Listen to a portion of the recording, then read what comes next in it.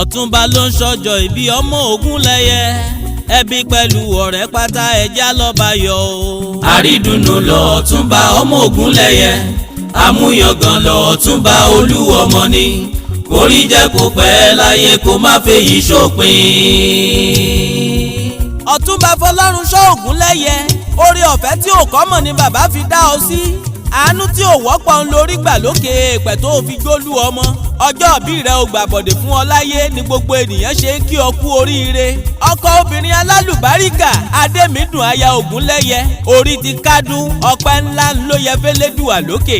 Ọ̀túnba Folorunso Ogunleye, akin ọmọ nínú àwọn tó wáyé lọ́jọ́ kìíní nínú oṣù kẹsàn-án ọdún. Ọjọ́ òní tún bá ọ láyé ó bá ọ láàyè, àfihàn fólúwa ọba. Ọ̀túnba Folorunso Ogunleye, aláṣẹ Folides Hotel nílùú Èkó. Ọ̀túnba Folorunso Ogunleye, òní kú kó o tó kú, àìsàn òní dé bá ọ lálejò, àjíǹde ara kó mọ́ ọ jẹ́ fún ọ, tẹbí tará tọmọ táyà.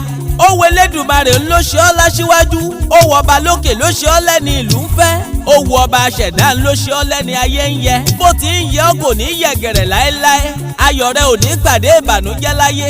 Ọdún tí ń bọ̀ ò ní bá ọ nínú bojì, kádàní wáyé jẹ́ ó tún bá ọ nínú àlàáfíà ara. Kó o mọ̀ lówó sí, kó o mọ̀ lọ́lá sí, kó kìkì ó mọ̀ pọ̀ sí, kíre gbogbo ó mọ̀ wá ọbọ̀ lọ́dẹ̀dẹ̀. Ọ̀túnba Folorunso Ogunleye, kò ṣeé má ní nírú rẹ láwùjọ mọ̀lẹ́bí. Àràbà ńlá lọ́ba dẹ́dá fi ọ́ ṣe nínú ìlú. Elédùmarè ò ní jẹ́ kó o dàwó láìpẹ́ ọjọ́, ò ní bá wọn ṣiṣẹ́ forí olórí jẹ. Ọ̀túnba Folorunso Ogunleye, àwọn tó láyé ò ní jẹ́ kó o mọ sàréè ọmọ. Gbogbo àwọn ọmọ alálùbáríkà tó lódùmarè ọba fi ta ọ́ lọ́rẹ, wọn ò ní yọkú mú ọ lójú, ò ní sọkún lórí aya, ò ní dẹni àwátì láàrin mọ̀lẹ́bí.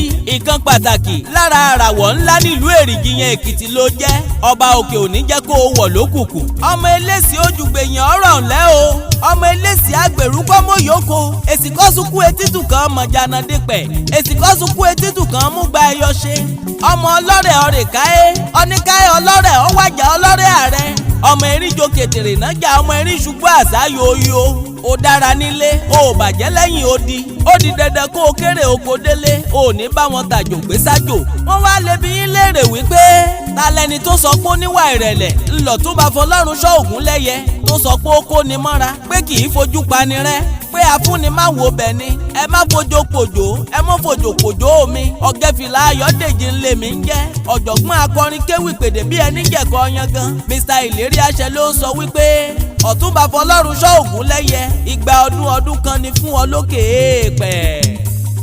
àrídùnnú lọ Ọ̀túnba ọmọ Ogunleye, àmúyangàn lọ Ọ̀túnba olú ọmọ ni, kórí jẹ́ kó pẹ́ láyé kó má fèyí ṣòpin.